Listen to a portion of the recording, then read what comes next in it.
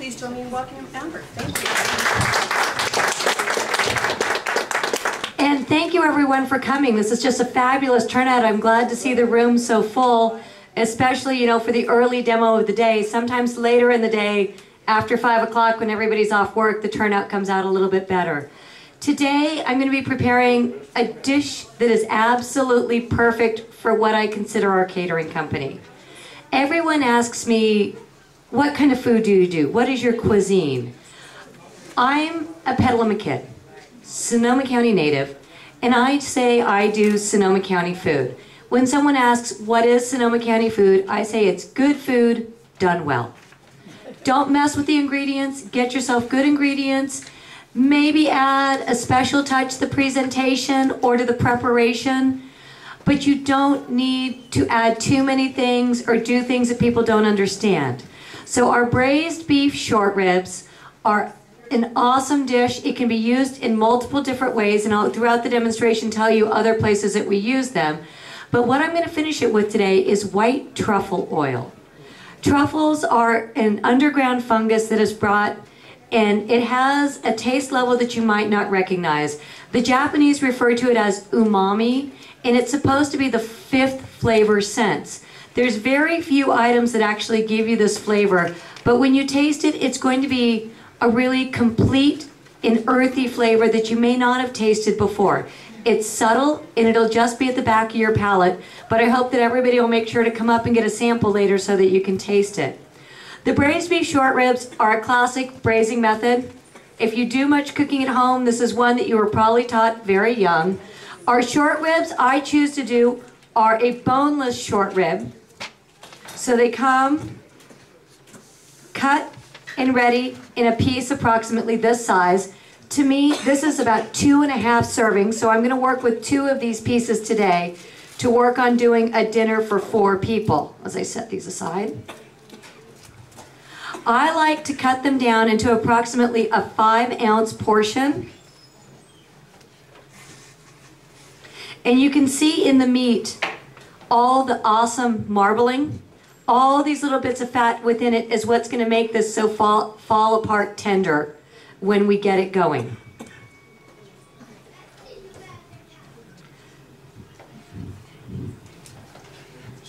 With those cut, I am now going to season them on all sides.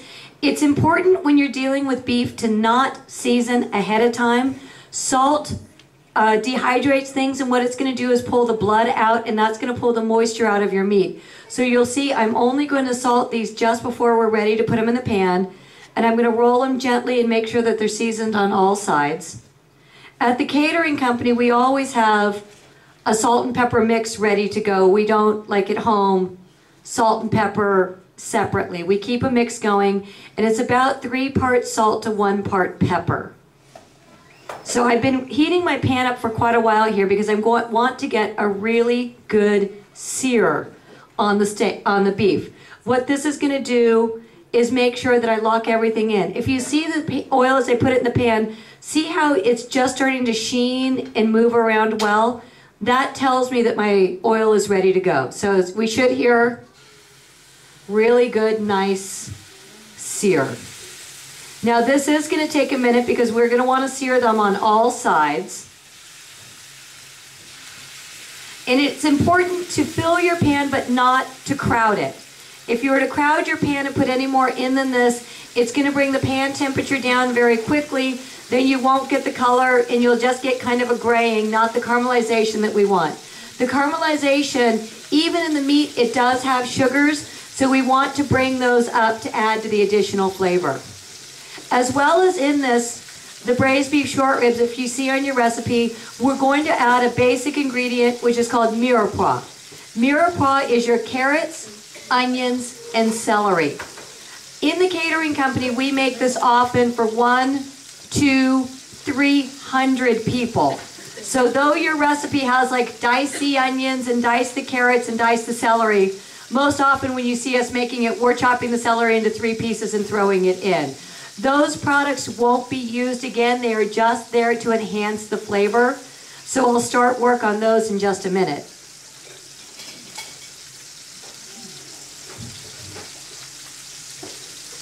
See, I'm just barely getting a little bit of color there. I'm going to want to let that go till I get a bit more. And if you notice if they're sticking, that really says that they're not done yet, because that should help them release. And if you give me a second here, due to the fact that I cut meat, I am going to change out the cutting board before moving on to my vegetables.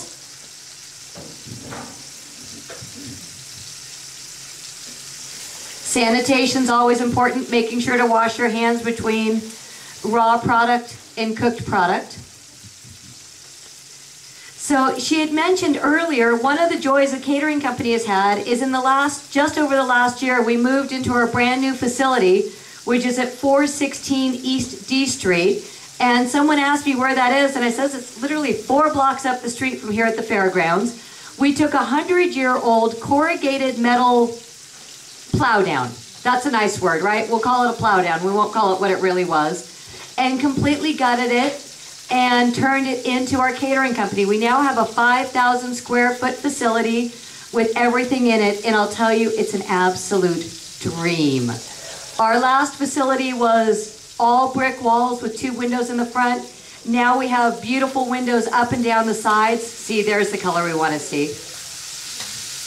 And see how easily those are coming up off the bottom of the pan? It's almost like they're releasing themselves when I've got the good sear on them. And in the last year, we've been really lucky to work with several organizations here in town. We did the COTS, Community on the Shelterless Breakfast for 600 people. We just helped PEP out again with their second big fundraiser. We did it Rocking Our Ranch. And it's just a great piece to be a part of the community. One of the fun things this last year is we just received the Small Business of the Year Award, which was an absolute honor to me. Being a Petaluma kid and working so hard for so many years, there were so many businesses that I looked up to that had received it. And when we got it, it was just an honor to me. And we just got word And thanks to the Argus Courier, we just got word last week that for the 3rd year, we got voted Best Petaluma Caterer.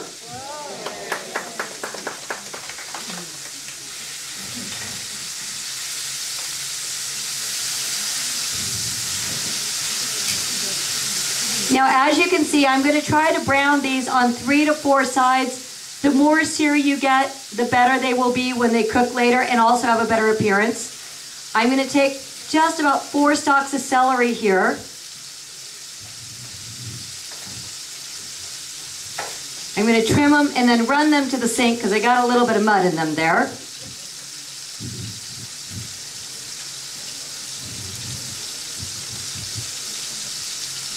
And as I said, a large dice on this is just fine.